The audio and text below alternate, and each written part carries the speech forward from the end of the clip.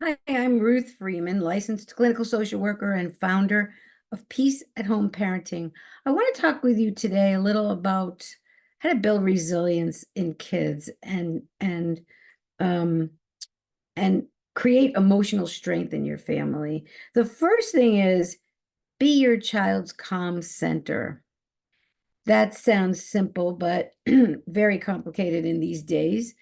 And we strongly encourage parents to find a brain calming practice that works for them and learn how to use it under stress. That means practicing it on a regular basis. For me, that's deep diaphragmatic breathing. For someone else, it might be a place you visualize or a person or a faith leader that you visualize. For others, it might be saying a prayer or even just doing a gesture of some kind.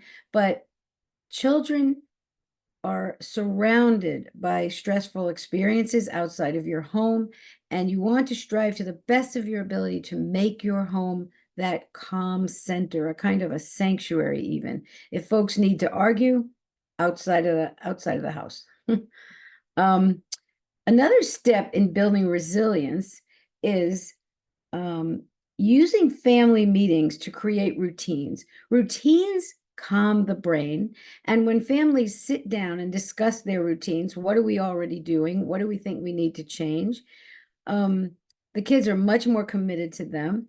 And you can use those meetings to revise the routines. You can make a plan for when's screen time, when's homework time, when's downtime, when do we clean our rooms. When that's done in a predictable fashion, especially when the pleasant things follow the challenging things. So we get screen time as soon as homework is done, for example. Um, then your brain can relax. When we know what comes next in a consistent way, we don't have to invent it each time. We don't have to struggle. It relaxes parent brains and it relaxes kids' brains. And it builds regularity inside the child. And that's very connected to resilience. Another important part of building resilience is to refrain from doing things for your kids that they can do for themselves. This might be most important when it comes to solving kids' problems. And there's a whole method of coaching problem solving by reflecting children's emotions and reflecting the problems as kids present it and inviting them to think about solutions and inviting them to think about the outcomes of those solutions. And kids who perceive themselves as problem solvers tend to be much more competent and much safer during adolescence. So building that problem solving skill and approach is going to help your child be much more resilient. Another really useful practice, which not only strengthens your relationship with your kids, which is the foundation of resilience, but also changes their pathways in their brain, is to build gratitude practices into your everyday.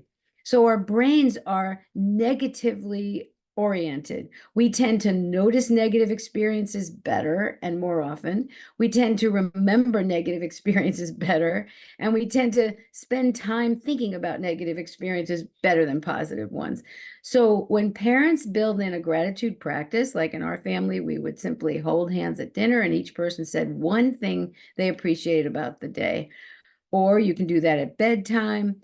And when you do that every day, the brain begins to recognize that I'm going to have to think of something positive every day. And the brain naturally begins to look for positive experiences.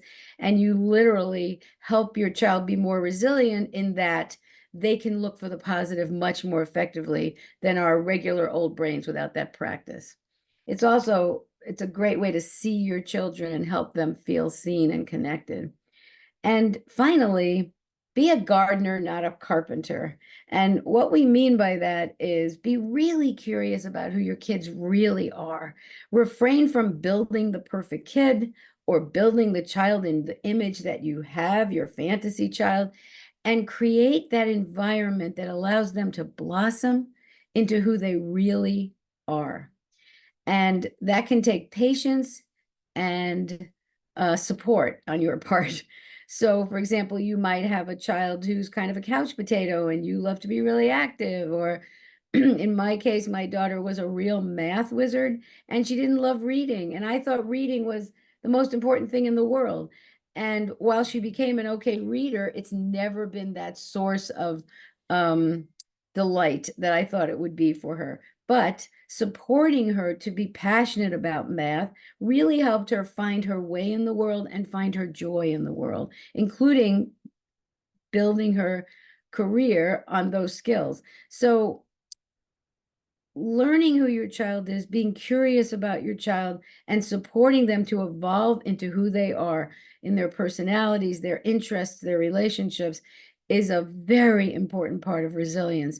When children feel seen by their parents and gotten by their parents and supported by their parents to be who they are, they're much safer in the world, they're much happier in the world, and they can cope with difficulties a whole lot better. Again, I'm Ruth Freeman, licensed clinical social worker and founder of Peace at Home Parenting Solutions. I'd love to hear from you at ruth@peaceathomeparenting.com. Thanks for listening.